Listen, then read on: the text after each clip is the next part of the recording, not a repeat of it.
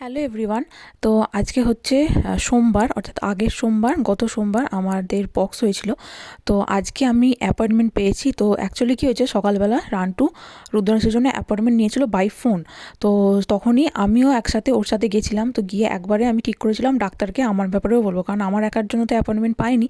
তো সেই জন্য গিয়েছিলাম। তো রুদ্রাংশের যেহেতু সমস্ত কিছু শুকিয়ে গেছে, তো সেই জন্য রুদ্রাংশকে আর কিছু বলেনি করতে, শুধুমাত্র একটা ক্রিম নিতে বলেছে ওই ওষুধের দোকান থেকে। তো সেইটা উনি সাজেস্টও করেনি কী ক্রিম, দোকানে গিয়ে বললে ওনারাই দিয়ে দেবেন।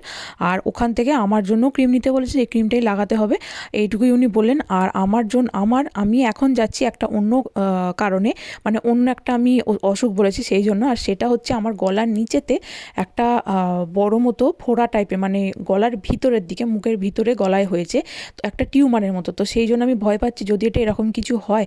তো সেই জন্যই আমি ডাক্তারকে সকালবেলা বলেছি। তো সকালবেলা ডাক্তার আমাকে আর দেখেনি, শুধুমাত্র রুদ্রাংশকে দেখেছে, আমার জন্য আলাদা করে অ্যাপয়েন্টমেন্ট নিতে বলেছেন। তো সেইটাই উনি দুপুরবেলা টাইম দিয়েছেন। সকাল 11:30টায় রুদ্রাংশের জন্য গেছিলাম, আর এখন বাজে দুপুর 2:15 আমার অ্যাপয়েন্টমেন্ট। তো সেই জন্য সেইখানেই যাচ্ছি।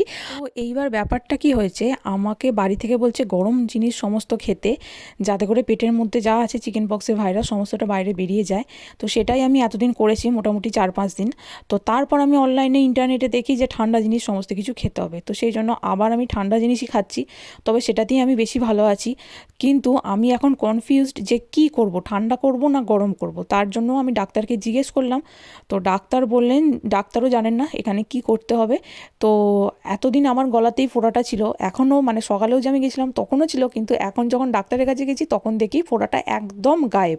ওই যেটা হয় আর কি, ডাক্তারের কাছে গেলেই অসুখ সেরে যায়, সেইটাই হয়েছে। তো উনি তো দেখতে পেলেন না। তো সেই জন্য উনি বললেন আমি তো কোনো ফিলই করতে পারছি না, তাহলে এটা মোটামুটি 3 সপ্তাহ মতো তো থাকে।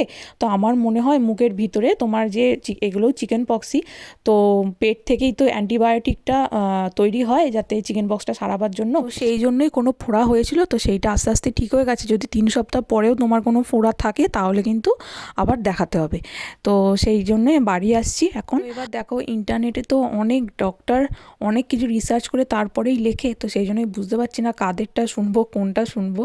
তো প্রথম দিকে কিন্তু আমি ঘাগুলোতে, একদম প্রথমেই আমি এই ঘাগুলোতেই ওই ঘি গরম করে তাতে নিমের গুঁড়োটা গুলে সেটা লাগাচ্ছিলাম। তো এটা এখন শুকিয়ে গেছে, কিন্তু তখন প্রচণ্ড সারা রাত আমার চুলকোতো, জ্বর আসছিল রাতে প্রচণ্ড। কিন্তু যখন থেকে আমি এটা লাগানো বন্ধ করেছি, এটা আস্তে আস্তে শুকোতেও শুরু করেছে, আর আমার জ্বর আসাটাও কিন্তু বন্ধ হয়ে গেছে।